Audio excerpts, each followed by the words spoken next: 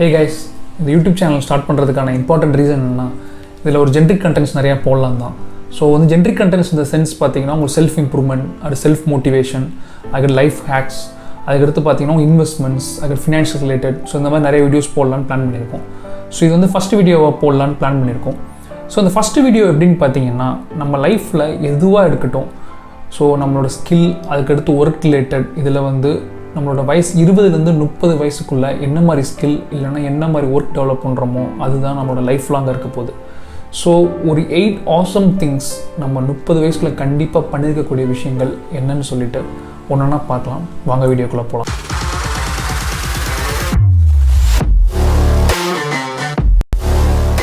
Number 1, fashion. நம்ம daily காலையில் எந்திக்கிறோம், அதுக்கடுத்து டிராஃபிக்கில் அடித்து பிடிச்சி ஆஃபீஸ் போகிறோம், ஒர்க் பண்ணுறோம், ஆஃபீஸ் முடிச்சுட்டு வீட்டுக்கு வரோம், அடுத்து வீட்டில் வந்தோடனே எதாவது டிவி பார்க்குறோம், தூங்குறோம், திரும்ப ஆஃபீஸ் போகிறோம். இது ஒரு லூப்பாகவே இருக்குது. அதுக்கடுத்து நமக்கு வாரத்துக்கு 2 நாள் இல்லைனா 1 நாள் லீவ் கிடைக்கும். ஸோ இந்த லூப்பில் நிறைய பேர் இருப்பாங்க. நீங்கள் உங்களோட வேலையை உண்மையிலே நேசித்து பண்ணீங்க அப்படின்னா இட்ஸ் ஃபைன், நோ ப்ராப்ளம். ஆனால் ஒன்லி ஃபார் சேல்ரி இல்லைன்னா உங்களோட இன்சென்டிவ்ஸ்காண்டி ஒர்க் பண்ணுறீங்கன்னா you have to rethink on that.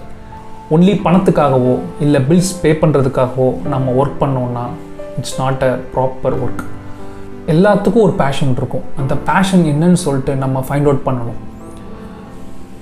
ஆக்சுவலாக ஒருத்தங்களுக்கு பெயிண்டிங் பிடிக்கும், ஒருத்தங்களுக்கு ட்ராயிங் பிடிக்கும், ஒருத்தங்களுக்கு சிங்கிங் இன்ட்ரெஸ்ட், ஒருத்தங்களுக்கு ஆக்டிங் இன்ட்ரெஸ்ட். ஸோ இந்த மாதிரி எல்லாத்துக்கும் ஒரு இன்ட்ரெஸ்ட் இருக்கும்.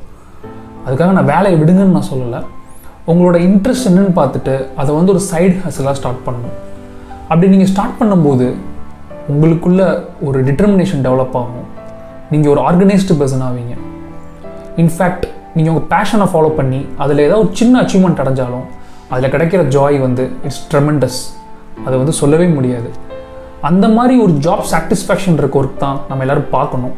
ஓகே, நமக்கு நிறைய ஃபினான்ஷியல் கமிட்மெண்ட்ஸ் எக்கச்சக்கமாக இருக்கும். ஸோ அதுக்காக நம்ம வந்து ஏதோ ஒரு ஒர்க்கில் எல்லோரும் இருப்போம். ஸோ எல்லாத்துக்கும் ஒரு பேஷன் இருக்கும். அதை கண்டிப்பாக நம்ம ஃபாலோ பண்ணணும். அது என்னன்னு சொல்லிட்டு நீங்கள் தான் ஃபைண்ட் அவுட் பண்ணணும். கண்டிப்பாக எல்லாத்துக்கும் ஒரு இன்ட்ரெஸ்ட் இருக்கும். ஸோ இதுதான் first important thing. We have to find our passion. Second, financials பற்றி சரியான புரிதல் நம்ம ஊரில் நிறைய பேர்த்துக்கு இல்லை. இன்ஃபேக்ட் நம்ம ஊரில் ஸ்கூல்ஸில் இந்த ஃபினான்ஷியல் பற்றி சரியாக சொல்லித்தரவும் மாட்டுறாங்க. நம்ம ஊர் பொறுத்த வரைக்கும் ஒரு சேஃபஸ்ட் இன்வெஸ்ட்மெண்ட் அப்படின்னா ஃபிக்ஸட் டெபாசிட். நம்ம கண்ட்ரியோட இன்ஃப்ளேஷனே 7.4%. மேக்ஸிமம் உங்களுக்கு எப்படியில் ரிட்டர்ன் வர்றது 6% இல்லைனா 7% தான் வரும். அந்த ரிட்டர்னை வச்சுட்டு நீங்கள் நம்ம இன்ஃப்ளேஷனை கூட பீட் பண்ணல, அப்புறம் எப்படி அந்த அசட்டை நீங்கள் க்ரோ பண்ணுவீங்க? ஸோ ஸ்டாக் மார்க்கெட் அப்படின்னாலே பணம் போயிடும் அந்த மாதிரி நிறைய பேர் நினச்சிட்டு இருக்காங்க. அப்படி கிடையாது. நான் ஒரு சின்ன ஃபேக்ட் சொல்கிறேன். அதாவது யூஎஸில் பார்த்தீங்கன்னா 55% ஆஃப் பீப்புள் ஷேர் மார்க்கெட்டில் இன்வெஸ்ட் பண்ணுறாங்க. யூகேயில் பார்த்தீங்கன்னா 33% ஆஃப் பீப்புள் ஷேர் மார்க்கெட்டில் இன்வெஸ்ட் பண்ணுறாங்க. சைனாவில் 27% ஆஃப் பீப்புள் ஷேர் மார்க்கெட்டில் இன்வெஸ்ட் பண்ணுறாங்க. வேர்ல்டு லார்ஜஸ்ட் செகண்ட் பாப்புலேஷன் இந்தியாவில் வெறும் 3% ஆஃப் பீப்புள் தான் ஷேர் மார்க்கெட்டில் இன்வெஸ்ட் பண்ணுறாங்க. அதுக்கு ரீசன் என்னன்னு கேட்டிங்கன்னா, இங்கே வந்து அந்த ஃபினான்ஷியல் அண்டர்ஸ்டாண்டிங் நிறைய பேத்துக்கு இல்லை. ஷேர் மார்க்கெட்னால ஐயோ அதில் பணம் போட்டாலே வேஸ்ட்டு, எல்லா பணமும் போயிடும், அந்த மாதிரி ஒரு தப்பான அண்டர்ஸ்டாண்டிங் தான் இருக்குது. எனி இன்வெஸ்ட்மெண்ட், அது ஷேர் மார்க்கெட்டாக இருக்கட்டும் இல்லைனா மியூச்சுவல் ஃபண்டாக இருக்கட்டும், எனிதிங் அது ஒரு லாங் டேர்மாக இருந்துச்சுன்னா it will be beneficial for you. Minimum உங்களுக்கு 10 to 15% ரிட்டர்ன் கண்டிப்பாக வரும் உங்களுக்கு. பட் லாங் டேர்ம், நான் சொல்கிற long term at least minimum 3 to 5 years. So நீங்கள் அந்த டேர்முக்கு நீங்கள் ஏதோ ஒரு ஷேர் மார்க்கெட் இல்லைனா மியூச்சுவல் ஃபண்டில் இன்வெஸ்ட் பண்ணிங்கன்னா கண்டிப்பாக உங்களுக்கு ரிட்டர்ன்ஸ் நல்லா தான் வரும் உங்களுக்கு. ஸோ ப்ராப்பர் ரிசர்ச் பண்ணிவிட்டு அதில் நீங்கள் இன்வெஸ்ட்மெண்ட் பண்ணுங்கள். நீங்கள் சொல்கிறது எனக்கு புரியுது. நம்ம ஊரில் வந்து நிறைய பேர்த்துக்கு இன்கமே இல்லை, ஸோ எப்படி நான் போய் இன்வெஸ்ட்மெண்ட் பண்ணுறது அப்படின்னு சொல்லி கேட்குறீங்க. எனக்கு புரியுது. பட் மியூச்சுவல் ஃபண்ட் பொறுத்த வரைக்கும் நீங்கள் இர்ரெகுலர் இன்டர்வல்ஸில் கூட நீங்கள் அமௌண்ட்டை இன்வெஸ்ட் பண்ணலாம்.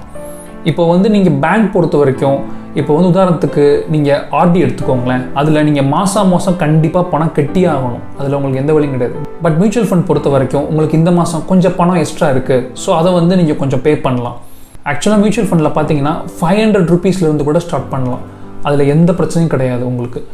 நீங்கள் ஃபுல்லாகவே இந்த மாதம் பே பண்ணுறீங்க, அதுக்கடுத்த மாதம் உங்ககிட்ட எந்த பணமும் இல்லை, நீங்கள் இன்வெஸ்ட் பண்ண தேவையில்லை. அதுக்கடுத்த மாதம் ஏதோ கொஞ்சம் அமௌண்ட் மிச்சமாகுது, நீங்கள் அந்த அமௌண்ட் எடுத்து பே பண்ணலாம். ஸோ இந்த மாதிரி மாதம் நீங்கள் கட்டாயம் இதில் பே பண்ணியிருக்கணும் அப்படின்னு சொல்லிட்டு அவசியம் கிடையாது. ஸோ அதுதான் இந்த மியூச்சுவல் ஃபண்டோட ஒரு ஸ்பெஷாலிட்டி. இது வந்து ஒரு லாங் டேர்மில் நீங்கள் வந்து சின்ன அமௌண்ட் 500 or 1000 இந்த மாதிரி அமௌண்ட் பே பண்ணிகிட்டே இருந்தீங்கன்னா கண்டிப்பாக அது வந்து சேர்ந்து ஒரு லார்ஜ் அமௌண்ட்டாக இருக்கும். பிகாஸ் மியூச்சுவல் ஃபண்டோட returns in long term it will be very good. அப்படி இல்லை நீங்கள் ஒரு சேலரிட் பர்சனாக இருக்கீங்கன்னா SIP மூலிமா நீங்கள் ஒரு இன்வெஸ்ட்மெண்ட் ஸ்டார்ட் பண்ணலாம். SIP means systematic investment plan. மாதம் நீங்கள் ஒரு அமௌண்ட் பே பண்ணிகிட்டே வருவீங்க. அது வந்து உங்களுக்கு ஒரு நல்ல வெல்த் கிரியேட் பண்ணி கொடுக்கும். அது வந்து உங்களுக்கு பார்த்தீங்கன்னா மியூச்சுவல் ஃபண்ட் இல்லைனா ஸ்மால் கேஸ் இந்த மாதிரி நிறைய இது இருக்குது. உங்களுக்கு எது வேணுமோ you can choose that. Third, physical fitness. Physical fitness பற்றி நான் ஒரு சின்ன விஷயம் சொல்கிறேன். இப்போ வந்து ரீசெண்டாக விராட் கோலி வந்து அவர் ஒரு இன்டர்வியூவில் சொல்லியிருந்தார் 7 to 8 years அவர் 74 to 75 kg of body weight தான் மெயின்டைன் பண்ணிட்டு இருக்காருன்னு. இது எப்படி சாத்தியம்? ஏன்னா இது வந்து அவரோட ஃபிசிக்கல் ஃபிட்னஸாக சொல்லுது. அவர் பண்ணுற regular workouts and diets. அவர் ஒரு ஃபிட்னஸ் ஃப்ரீக்குன்னு சொல்லலாம். பட் நம்ம அட்லீஸ்ட் நம்ம டெய்லி ஒரு 30 நிமிஷம் அது ஸ்மால் எக்ஸசைஸ் பண்ணி ஆகணும். அது வந்து எதர் சைக்கிளிங்காக இருக்கலாம், இல்லை ஜாகிங்காக இருக்கலாம், இல்லைனா வீட்டிலே ஒரு சின்ன சின்ன இன்ஸ்ட்ருமெண்ட் வாங்கி வச்சு தம்பிள்ஸ் ஸோ அந்த மாதிரி வாங்கி வச்சு நீங்கள் டெய்லி ஒர்க் அவுட் பண்ணணும். பட் அட்லீஸ்ட் டெய்லி 30 நிமிஷமாவது நீங்கள் கண்டிப்பாக ஒர்க் அவுட் பண்ணியே ஆகணும். So physical fitness is must. நீங்கள் டெய்லி ப்ராப்பராக ஒர்க் அவுட் பண்ணிங்கன்னா உங்களோட skin texture will be very good. நீங்கள் வந்து டெய்லி காலை எழுந்திரிச்சு ஒர்க் அவுட் பண்ணிட்டீங்கன்னா அதுக்கு ஒரு பயங்கரமான ஒரு எனர்ஜி இருக்குது. அந்த எனர்ஜி ஃபுல் டேயும் உங்களுக்கு கேரி ஆகும். அது வந்து உங்களை ஒர்க்லையும் ரிஃப்ரெஷ்மெண்ட்டாக வச்சுருக்கும். ஸோ கண்டிப்பாக டெய்லி ஒர்க் அவுட் பண்ணுங்கள். Fourth, health insurance. Health insurance பற்றி நிறைய பேர்த்துக்கு அவேர்னஸ் இல்லை. நீங்கள் எல்லாமே பண்ணுறீங்க, ப்ராப்பராக வந்து இன்வெஸ்ட்மெண்ட் பண்ணுறீங்க, எல்லாம் பண்ணிகிட்ருக்கீங்க, சேவிங்ஸ் பண்ணிகிட்ருக்கீங்க. பட் ஒரு கரெக்டான ஹெல்த் இன்சூரன்ஸ் இல்லைன்னா கண்டிப்பாக உங்களோட சேவிங்ஸ் எல்லாமே டேஞ்சரில் இருக்குன்னு அர்த்தம். இப்போ இருக்க மெடிக்கல் காஸ்ட்டில் நம்ம சேவ் பண்ணி வச்சதெல்லாம் ஒரு விஷயமே இல்லைன்னு ஆகிடும். ஸோ நம்ம வீட்டில் இப்போ நீங்கள் வந்து ஒரு 20 வயசுல 30 வயசு இருக்கீங்கன்னா உங்களோட வீட்டில் பேரண்ட்ஸ் வந்து கண்டிப்பாக அபோவ் 50 கிட்ட இருப்பாங்க. ஸோ வந்து அவங்களுக்கு நீங்கள் உடனே ஹெல்த் இன்சூரன்ஸ் எடுத்தே ஆகணும். அது ஏன் அப்படி சொல்கிறேன்னா, ஹெல்த் இன்சூரன்ஸ் இருந்துச்சுன்னா உங்களோட சேவிங்ஸ் வில் பி சேஃப். அதுவும் இல்லாமல் லாஸ்ட் மினிட்ல நம்ம போய் நிறைய பேர்கிட்ட கடன் வாங்க வேண்டிய அவசியம் இருக்காது. ஸோ அதனால தான் சொல்கிறேன் ஹெல்த் இன்சூரன்ஸ் வந்து ரொம்ப ரொம்ப மஸ்ட். இப்போ ரீசெண்டாக அதுக்கு பாலிசி பஜார் இருக்குது. அது நீங்கள் ஃபோன் ஆப்லேயே டவுன்லோட் பண்ணிவிட்டு அதுக்கேற்ற மாதிரி நீங்கள் சொன்னீங்கன்னா வீட்டிலே வந்து அதை பற்றின ஃபுல் எக்ஸ்ப்ளனேஷன் கொடுக்குறாங்க.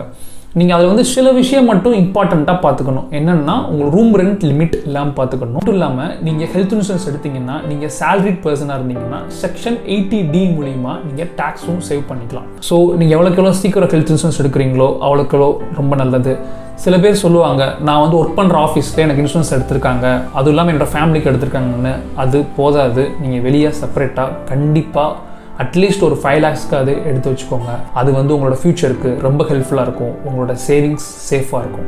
ஓகே. 5th, EMI. நம்ம ஊரில் லோன் இல்லாத ஆளை பார்க்கவே முடியாது. எல்லாரும் ஒரு EMIயில் இருப்போம். உங்களுக்கு உண்மையிலே ஒரு நீட் இருந்ததுன்னா அதை வாங்குங்க. இப்போ நிறைய பேர் ஐஃபோன்லாம் EMIயில் வாங்குறாங்க. அதெல்லாம் ஜஸ்ட்டு ஷோ ஆஃப் தான் நினைக்கிறேன். இப்போது கார் லோன் இல்லைனா ஹவுசிங் லோன் எடுக்கிறது ஓகே, அதுவும் உங்களுக்கு நீடாக இருந்துச்சுன்னா தான். அதில் கூட நீங்கள் 50% அது டவுன் பேமெண்ட் பண்ணி எடுக்கிறது ரொம்ப நல்லது. ஹவுசிங் லோனுக்கு கூட இப்போது வீடுகளுக்கு சரியான ரெண்டல் ஈல்டு இல்லைன்னு சொல்லிட்டு நிறைய பேர் சொல்கிறாங்க. எனக்கு தெரிஞ்ச ஒருத்தர் கூட அவங்களோட ஃப்ளாட்டை செல் பண்ணாங்க. பட் வாங்கின ரேட்டோட கம்மியான ரேட்டுக்கு தான் செல் பண்ணாங்க. இங்கே பில்டர்ஸ் நிறைய பேர் ஆகிட்டாங்க, வீடுகளும் நிறைய ஆயிடுச்சு, வாங்குறது தான் ஆள் இல்லை. ஸோ ஹவுசிங் EMI கூட இப்போது நம்ம யோசிச்சு தான் பண்ண வேண்டியிருக்கு. அதுக்கு பதில் ஏதாவது ஒரு இன்வெஸ்ட்மெண்ட் பண்ணோன்னா ஒரு லாங் ரனில் நமக்கு ஒரு நல்ல பெனிஃபிட் கொடுக்கணும்னு நம்புகிறேன். ஏன்னா இப்போ வீடு வாங்குறது கூட ஒரு லாஸில் தான் போகுது. வந்து நிறைய ஃபினான்ஷியல் எக்ஸ்பர்ட்ஸ் என்ன சொல்கிறாங்கன்னா, நீங்கள் வீடு வாங்குறத விட ரெண்டலில் இருக்கிறது நல்லதுன்னு சொல்கிறாங்க. அதுதான் உங்களோட வெல்த் கிரியேஷனுக்கு நிறைய ஹெல்ப் பண்ணணும்னு சொல்கிறாங்க. ஸோ நீங்கள் EMI எடுக்கும்போது அது வந்து உங்களுக்கு உண்மையான நீடாக இருந்தால் மட்டும் எடுங்க. தேவையில்லாத திங்ஸை EMIயில் வாங்காதீங்க. நோ இன்ட்ரெஸ்ட் EMIன்னு சொல்லுவாங்க. It's a scam. நம்பாதீங்க. உங்களுக்கு நீட் இருந்துச்சுன்னா யூ கேன் பை.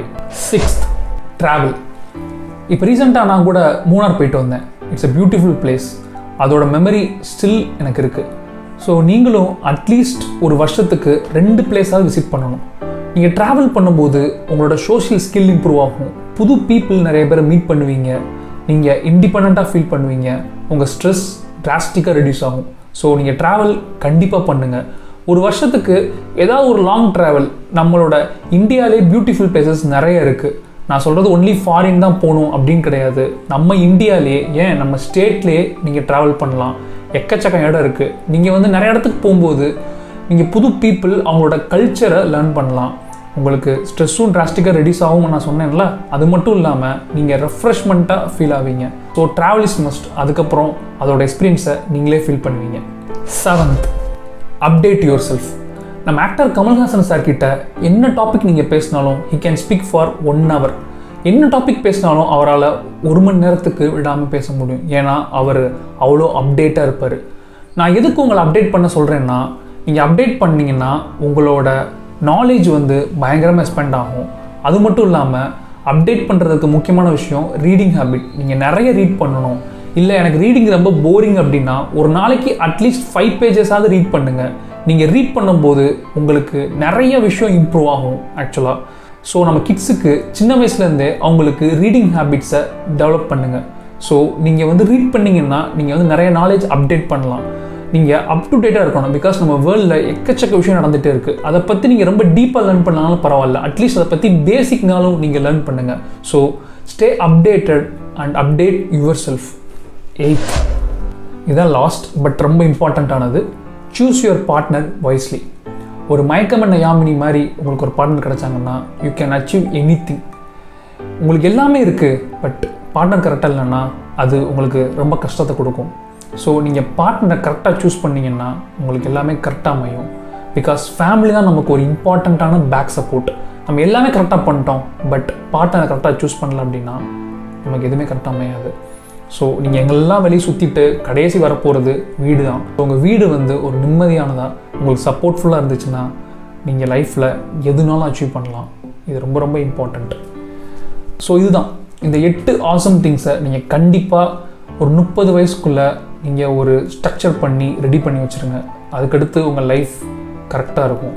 ஏன்னா இதுதான் ஒரு ஃபவுண்டேஷன். இந்த ஸ்டேஜ் நம்ம 30 வயசுக்குள்ளே தான் நமக்கு ஃபவுண்டேஷன் மாதிரி. இந்த விஷயம்லாம் கரெக்டாக பண்ணிட்டீங்கன்னா உங்களுக்கு ரிமைனிங் திங் எல்லாமே ஆட்டோமேட்டிக்காக கரெக்டாக இருக்கும். ஸோ இதுக்கடுத்து நிறைய வீடியோஸ் நம்ம அப்டேட் பண்ணுறோம். உங்கள் சப்போர்ட் ரொம்ப முக்கியம். உங்களோட ஃபீட்பேக்ஸ் பற்றி கீழே கமெண்ட் பாக்ஸில் போடுங்க. ஸோ அடுத்தடுத்து வீடியோஸ் நிறைய போடுறேன் இந்த மாதிரி. Thank you. See you on the next video. Take care. Bye.